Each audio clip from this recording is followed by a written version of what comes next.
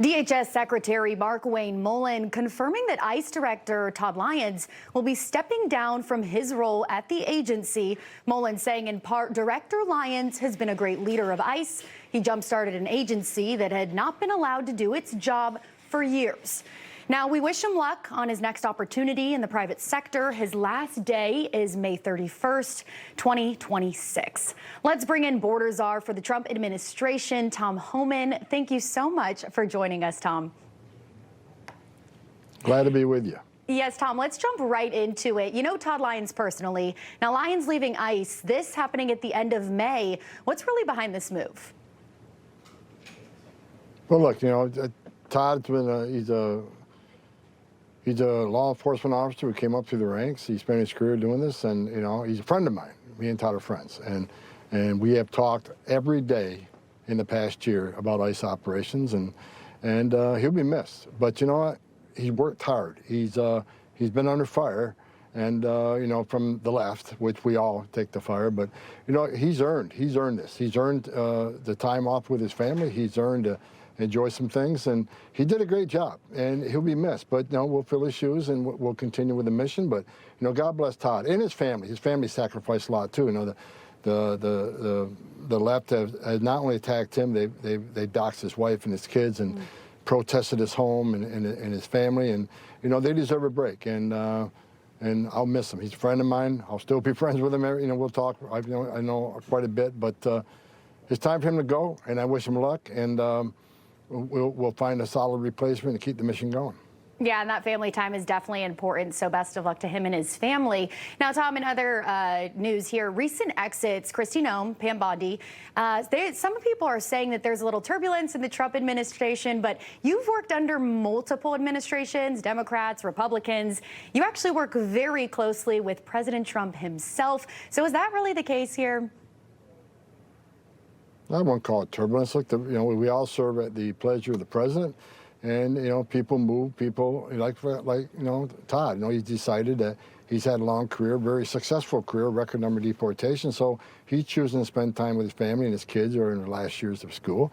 He made that judgment. So people are moved around all the time. I've been in this job since 1984, working for the federal government, and this happens consistently under every administration, so I wouldn't read into it. This administration has been successful. President Trump wins every day on everything he touches, and we're going to keep doing that. We're going to keep winning for the president and keep winning for the American people. I mean, we have been you got to look at the past year, this administration has been very successful. And because there's changes in personnel, doesn't mean that success ends. It means people move on. Yeah, definitely. Now, I want to talk about this DHS shutdown. More than 60 days, the director of the White House Office of Management and Budget, Russ Vought, testifying in front of the Senate panel. That was on Thursday. Take a listen.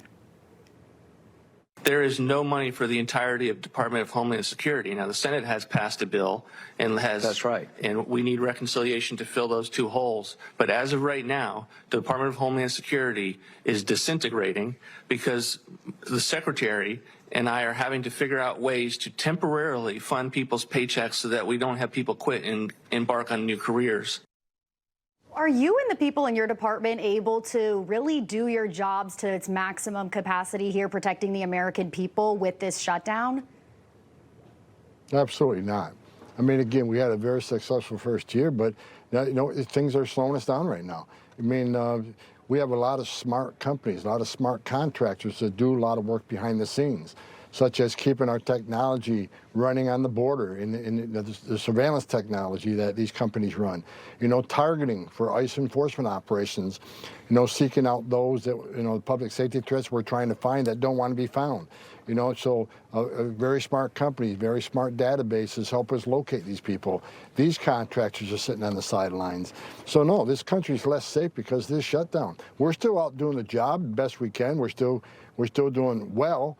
But we can do a hell of a lot better if we had the full DHS funded and get our contractors back to work, and the people who are not law enforcement officers, right, that are part of ICE, that part of the CBP, that the mission support people, the people that, because of what they do, we're able to do what we do because they keep the fuel in the vehicles, they keep the lights on in the buildings, they take care of all that stuff to make it possible for us to do our job. So no, we needed to fund the entire DHS, and I'll say it, I've said it 1,000 times.